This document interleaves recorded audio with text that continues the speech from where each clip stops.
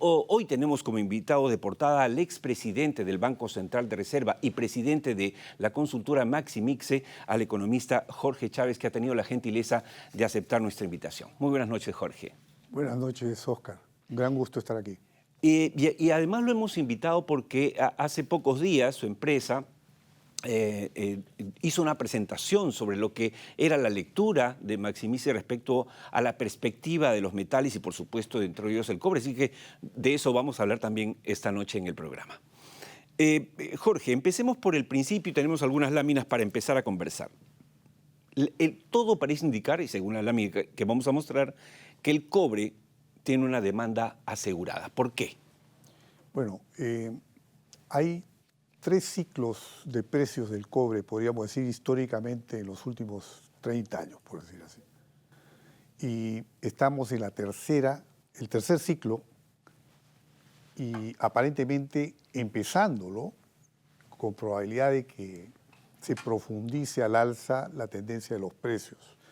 Ya estamos en un promedio de precios bastante elevado este año y para los próximos años podemos tener aún mejores precios, ¿no? Pero, digamos, mirando de aquí a 10, 20, 30 años, va a haber un boom de los precios del cobre, porque la demanda, como bien mencionaste, sea por el cambio de la matriz energética, los data centers, que son ahora cada vez inversiones más Por grandes. la inteligencia artificial, entre otras cosas. Están demandando muchísimo cobre. Así es. Ya se demostró que la conectividad del cobre es irreemplazable. Así es. O sea, antes se dudaba, se decía podía haber sustitutos, pero hoy en día no queda ninguna duda de que el cobre es el metal que tiene la mejor conectividad y eso lo convierte en un metal estratégico. Entre todos los metales diría que inclusive se convierte en el más importante incluso que algunos metales que están vinculados con la producción de baterías, Así como es el caso del litio. Así es, y de eso habla la segunda lámina. El cobre es efectivamente, Jorge, más estratégico, pero a la vez escaso. ¿Eso por qué es importante para el Perú? Es importante porque hay problemas de inversiones. El mismo Perú se ha estancado en inversiones en cobre. Chile también ha tenido problemas con sus minas, ¿no? Tenemos la República del Congo también. Entonces la oferta es escasa, ¿no? O sea, no hay, digamos, una proyección de oferta de stocks suficientes. Además, las minas no se abren pues, en 6 meses, ¿no? Claro, o sea, las inversiones toman su tiempo para poder madurar y todo esto genera la perspectiva. Y con una demanda que está en un pleno auge, ¿no? China mismo, digamos, es un país que ha acelerado su proceso de cambio en vehicular. Actualmente ya en China se venden 60% de los automóviles son eléctricos en el mercado chino. Y esto, digamos, está arrastrando a que otros países aceleren aún más el cambio hacia los autos eléctricos que ya se vienen con todo, ¿no? Y esto implica una demanda muy fuerte de cobre y de litio también, por supuesto, para la batería, ¿no? Claro, no falta quienes se preocupen de, digamos, la ralentización del crecimiento de la economía china. Sin embargo, todo parece indicar que no hay posibilidad alguna de que esa tendencia, más allá de las fluctuaciones del cobre, esa tendencia se mantenga en el tiempo. Porque claro, el cambio de la matriz energética es algo inexorable, ¿es así? Sí, es inexorable y se está acelerando. O sea, se pensaba que el cambio se iba a producir a fines de los 30, ¿no? Y sin embargo ya estamos en una aceleración y además que las reglas de juego internacionales exigen que a las propias empresas mineras, por ejemplo, para poder ofertar sus metales en los mercados en el futuro, se le debe exigir que su fuente energética sea de energías renovables. Claro. Entonces, es un círculo virtuoso a favor de la inversión. Claro, que va a acelerar. En ese contexto, Jorge, el Perú es un país privilegiado, porque tenemos a Chile, que más o menos la mitad de su inversión o de su producción de cobre es estatal, Codelco, y digamos, la otra parte queda para la inversión privada, pero en el Perú es el 100%. Y claro, el tercero, ahí en ese triunvirato, vendría a ser la República Democrática del Congo, pero ya sabemos que hacer ahí minería pues tiene sus complejidades, ¿no? En ese contexto, el Perú está, digamos, en un lugar como nunca lo ha estado. Sí, porque además somos país privilegiado para las energías renovables. O sea, tenemos para lo que es energía eólica, ¿no? Geotérmica, digamos, tenemos unas ventajas, y energía solar lo mismo también, unas ventajas tremendas, ¿no? Para poder producir estas energías, y que hoy por hoy ya está demostrado que inclusive ya es más barato producir energías renovables que energías convencionales, fósiles, ¿no? Fósiles, claro, claro. Y además con la gran ventaja de que no tiene los impactos ambientales negativos, ¿no? Ahora, otro mineral protagónico, sin duda, es el oro, ¿no? Pero ahí tenemos un cuadro de Maximize que nos habla de que el oro está enfrentando una creciente inestabilidad mundial. ¿A qué se debe esto? ¿Qué es lo que está pasando?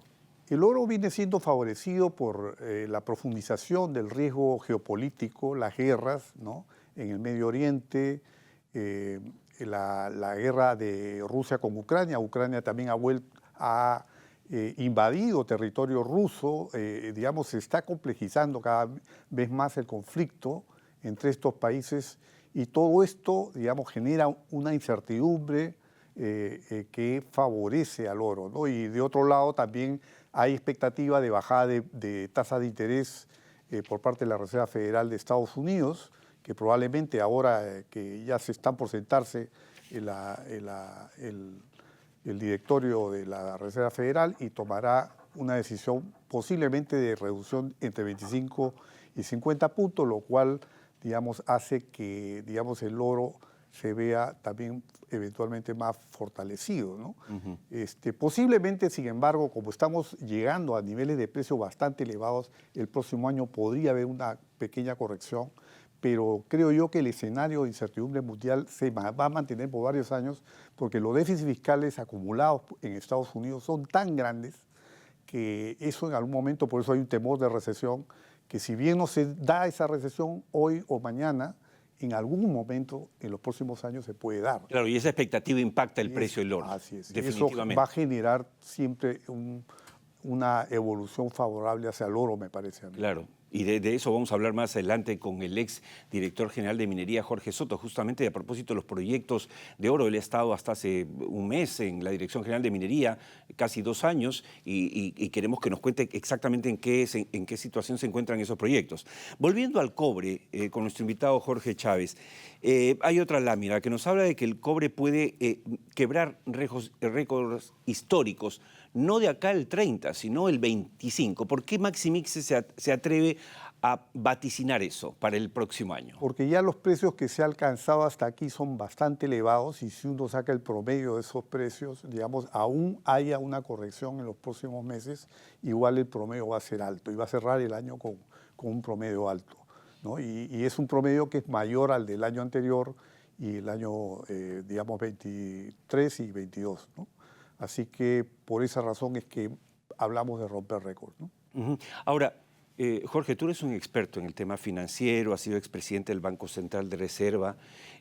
Perú, cuando tú llegaste al Banco Central de Reserva, tenía aproximadamente, según he leído, pero me puedes corregir, algo de $500 millones de reservas. Y hoy tenemos 75.500. O sea, mire ese cambio, ¿no? De 500 a 75.500 millones.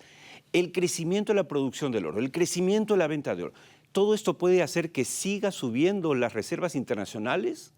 ¿Es un momento, crees tú, en que deberíamos hacer algo con esas reservas para inyectarlas a la economía y dinamizarla? Porque la macroeconomía se ve muy bien, pero la microeconomía hace que los chicos se vayan del país porque no tienen trabajo, hacen que muchas empresas pequeñas y medianas quiebren, y hay gente que dice, oye, hay que hacer algo. ¿Qué es lo que piensas tú sobre eso? Bueno, cuando asumí la presidencia del Banco Central de Reserva a mediados del año 90, agosto del 90, el Perú tenía reservas internacionales negativas, eran del orden de los 150 millones, creo, negativas.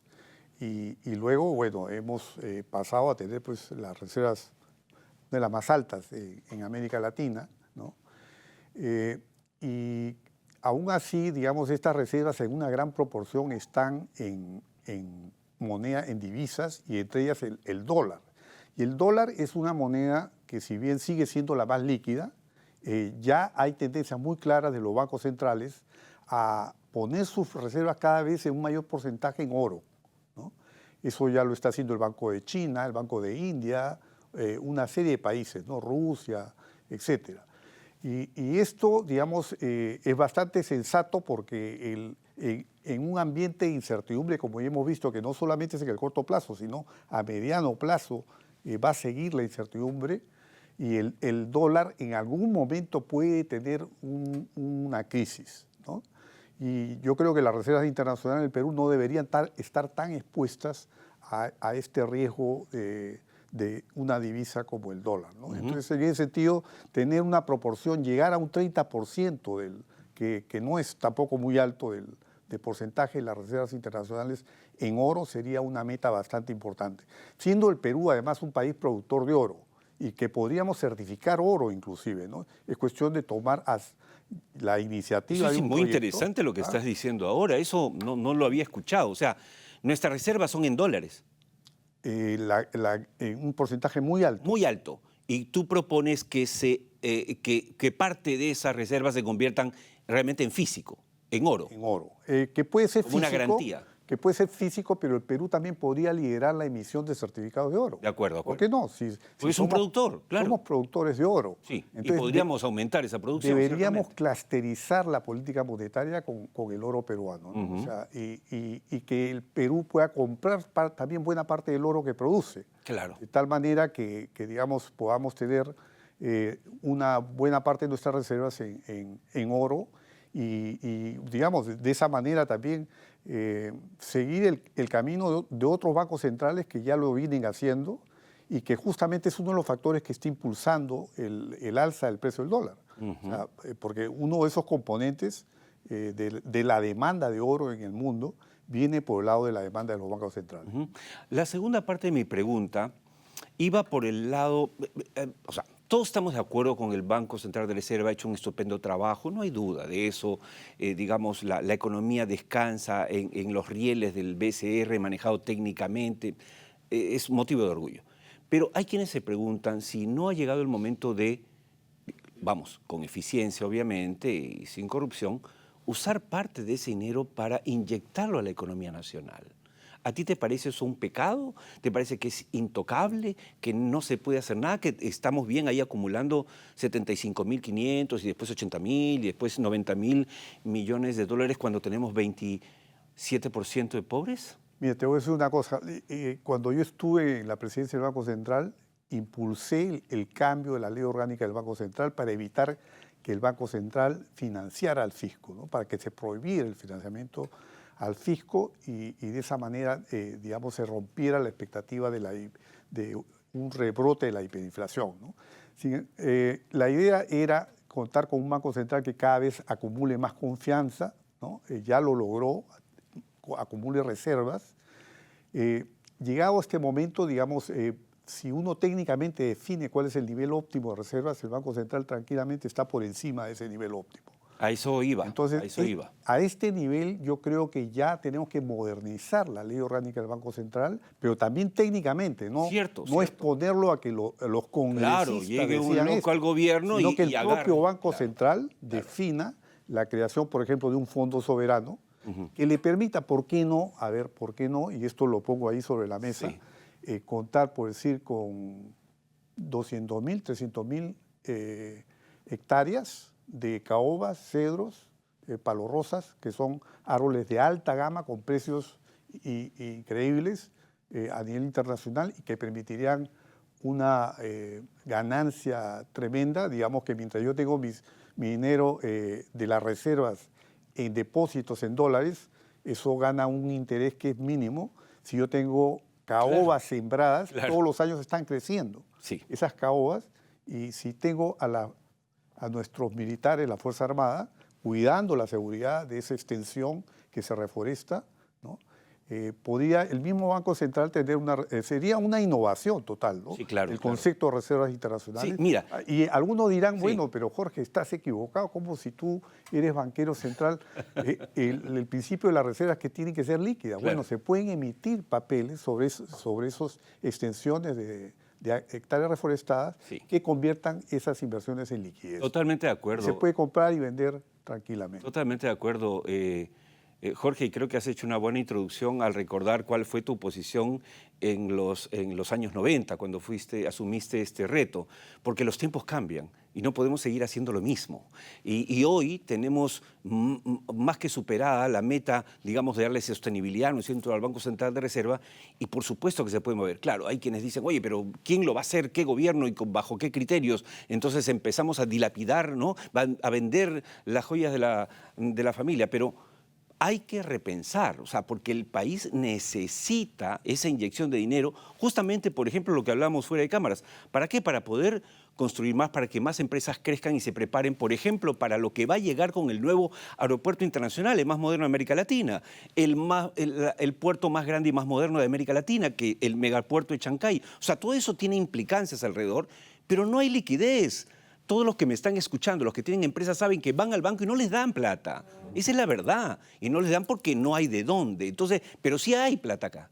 El Banco Central. Y yo rescato ese mensaje tuyo porque creo que hay que innovar.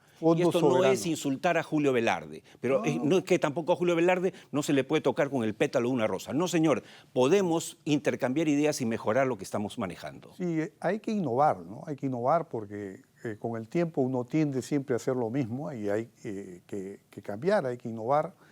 Ha evolucionado mucho las finanzas y la banca central y tenemos cada vez retos mayores por justamente la inteligencia artificial, el desarrollo de las tecnologías, las fintechs, etcétera, la creación de dinero que es digital, ¿no?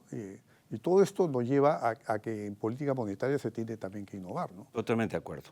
Muchas gracias, Jorge, por tu visita hoy a Tierra Adentro. Siempre es aleccionador escucharte. Y claro, nosotros no imponemos ninguna idea. Planteamos acá, hacemos las preguntas, pero aquí tenemos un experto que las sabe responder. Muchas gracias, Jorge. Quédate conmigo.